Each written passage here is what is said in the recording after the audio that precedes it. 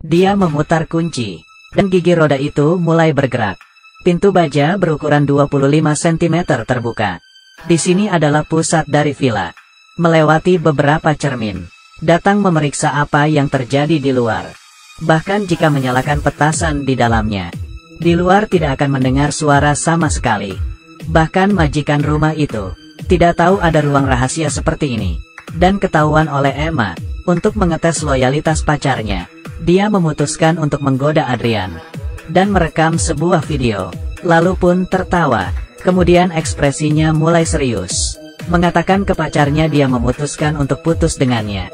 Setelah menyimpan barang-barangnya ke koper, lalu masuk ke ruang rahasia. Di hari pertama, di saat melihat pacarnya pulang, ekspresi bodoh wajahnya membuat dia merasa puas. Melihat ekspresi pacarnya yang tersakiti, dia memutuskan untuk menyerah melakukan tes itu. Ternyata sang pacar sangat setia kepadanya. Membuka tas, dia ingin memberikan pacarnya sebuah kejutan. Tetapi ia tidak menemukan kunci. Dan tiba-tiba teringat saat dia buru-buru mengambil tas.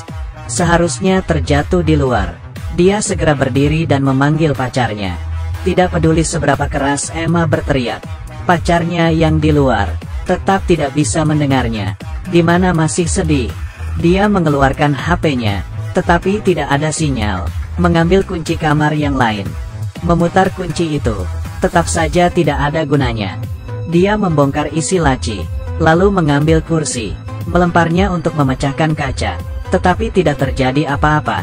Jendela ini memiliki ketebalan 2 meter. Tenaga Emma tidak ada terguncang sama sekali. Di malam hari, melihat pacarnya yang pulang dan duduk di atas kasur dengan ekspresi yang sedih, berkata, "Aku cinta kamu."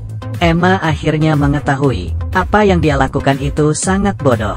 Di hari kedua, pacarnya memilih untuk lapor ke polisi. Karena dia ada bukti video, polisi juga tidak bisa berdasarkan kasus yang hilang dan menanganinya. Dia yang berada di dalam ruang rahasia, menemukan sebuah pakaian tentara dan suatu buku diari. Ruangan ini sudah dari lama dan ditinggalkan oleh seorang tentara. Saat itu demi melindungi diri sendiri, Emma mengingat kejadian yang diberitakan di TV tentang pembobolan penjara. Menggunakan sendok, terus menggali dinding semen. Untuk saja di sini masih ada beberapa kaleng yang sudah kadaluarsa, dan limbah dari sungai bawah tanah. Untuk jangka pendek masih tidak akan mati kelaparan. Tapi seiring waktu, bakteri menyerang tubuh, sama saja bisa mati. Setiap hari melihat pacarnya yang sedih, Emma sangat tidak tega. Tapi dia tidak bisa apa-apa. Meskipun keduanya dekat, dia menggunakan tenaga untuk menghancurkan pipa. Dan wastafel muncul riak. Pacarnya berada di luar, seperti sebongkah batu. Dia mulai mencuci muka. Emma mengambil batang besi dan memukul pipa dengan keras. Riak air pun semakin besar. Emma berteriak dengan keras meminta tolong. Pacarnya tetap saja tidak bisa mendengar, karena di luar ada suara hujan dan petir. Seperti inilah, dia mengetuk selama belasan menit, dan hanya bisa melihat pacarnya yang menjauh dari sana. Dia sama sekali tidak ada cara, hanya bisa terus menggali dinding. Waktu sebulan pun berlalu, sendok sudah mulai hampir patah. Lubang di dinding juga masih hanya sebesar telapak tangan. Lampu menyala dan mati, sama sekali tidak semudah yang dikatakan dalam film. Dia mengguncang generator, ternyata sudah rusak. Suatu hari setelah 2 bulan, pacarnya ternyata membawa pulang seorang wanita yang cantik ke rumah. Emma di dalam, melihat dengan matanya sendiri dengan apa yang mereka perbuat. Dia juga tidak bisa apa-apa. Dia sangat cemas dan marah, hingga air matanya keluar. Dia tidak terpikir, tes yang begitu mudah, malah merusak hubungannya dengan pacar dan juga keluarganya. Dengan beginilah dia mendengar dan melihat dari dalam ruangan itu, pacar dan wanita lain bermesraan di atas ranjang. Dirinya tidak bisa berbuat apa-apa. Di hari kedua, melalui jendela, melihat wanita di depannya ini, tubuh dan penampilannya tidak sebaik dirinya. Sebenarnya ia masih di luar, menggunakan sikat gigi dirinya untuk sikat gigi. Dia berteriak ke wastafel, melampiaskan amarahnya. Wanita ini sepertinya mendengar suara minta tolongnya. Kemudian dia berteriak lagi, dan terus mencoba. Wanita ini mulai menyikat giginya. Sangat jelas, dia tidak mendengar apa-apa. Ini hanyalah indera keenam wanita. Di malam hari, Emma bersembunyi di sudut ruangan. Diam-diam menangis melihat foto dia bersama pacarnya. Dari kegelapan, terus-terusan terdengar suara dua orang yang sedang bermesraan. Ya begitu, dia masih menggali lubang selama setengah bulan. Dia sudah menemukan pelat baja. Ini menyedihkan dan sial. Di dalam ruangan ini, satu-satunya yang bisa dia kontrol adalah suhu katup air di luar. Setelah memanaskan beberapa kali wanita itu, Emma tertawa diam-diam dari dalam ruangan. Tetapi ini juga tidak ada gunanya. Tiap hari juga bisa, wanita itu bersenang-senang di luar. Beberapa saat kemudian, wanita itu menemukan kunci ruang rahasia. Emma sangat cemas, berharap dia terpikirkan kalau kunci itu untuk membuka ruang rahasia. Tapi dia sama sekali tidak terpikirkan hal itu.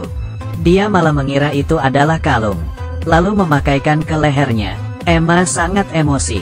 Besok paginya, dia melihat wanita itu sedang buang air di luar. Mengangkat batang besinya, lalu memukulnya ke pipa.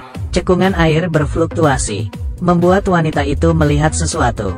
Dan dia pun ketakutan. Dengan cepat menjauhinya, tiba-tiba dia merasakan sesuatu. Dan berkata, "Mulai." Emma dengan sekuat tenaga mengetuk. Wanita ini berkata berhenti.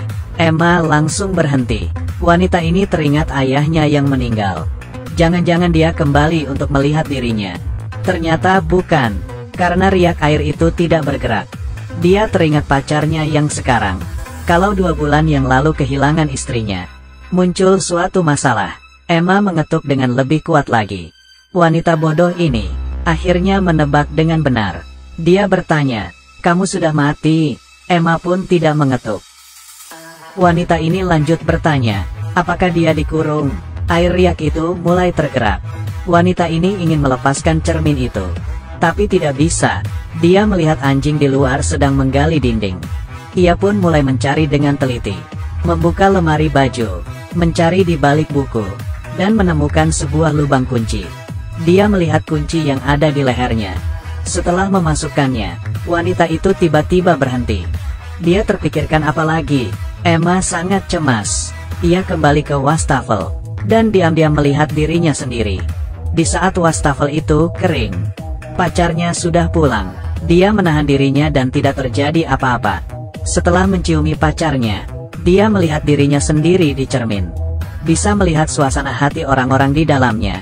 Dalam hati Emma, ia tidak akan tenang untuk waktu yang lama.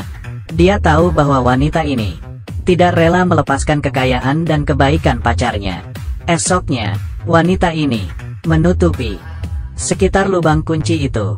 Demi orang-orang tidak menyadarinya, dia memutuskan untuk mengurung Emma di dalam. Untuk selamanya, di dalam hatinya yang terdalam. Tahu jika Emma keluar, dirinya di keluarga ini sudah tidak ada artinya lagi. Beberapa waktu sudah berlalu. Wanita ini ingin melihat-lihat Emma sudah mati apa belum di dalam ruangan itu. Menghadap ke cermin dan memanggil beberapa kali, tapi tidak ada orang yang menjawab. Dia membuka katup air, menggunakan uap, dan menulis di cermin, "Kamu baik-baik saja?" Tetap tidak ada yang menjawab. Wanita itu mengambil kunci, memutar kuncinya. Perlahan-lahan pintu itu terbuka, berjalan masuk ke dalam, mencium suatu bau yang aneh. Ruangan di dalam ini sangat kecil, hanya beberapa meter persegi. Di atas kasur, wanita ini melihat Emma. Di saat ia menghampirinya untuk memastikan masih hidup atau tidak, Emma tiba-tiba membukakan matanya, lalu menarik wanita itu, merebut kuncinya, lalu keluar dari ruangan itu, dan menutup pintunya. Dia melihat mukanya sendiri yang pucat, berjalan ke ruang tamu, melihat teriknya matahari yang sudah lama dia tidak lihat. Dia sekarang tahu keluarga ini tidak bisa menerima dirinya lagi. Di waktu yang bersamaan, pacarnya pulang ke rumah. Anjingnya mulai menggonggong, membawa pria itu ke ruang rahasia. Dia menyadari sebuah kunci yang sangat tua di depan cermin, dan selembar foto ia bersama mantannya membuatnya terpaku diam. Pacarnya yang sekarang menghilang, mantan pacarnya juga sama hilang. Apakah ada masalah dengan kamar ini? Saat ini Emma sedang di tepi laut melihat ke lautan. Seolah terlahir kembali, wanita itu di dalam ruangan rahasia. Setelah siuman, sampai di sini film pun selesai. Aku percaya, Emma perempuan yang baik hati ini. Beberapa saat kemudian, dia bisa kembali untuk menolong wanita itu.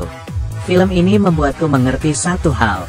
Rata-rata wanita itu selalu mencari hal yang tidak ada masalah menjadi masalah.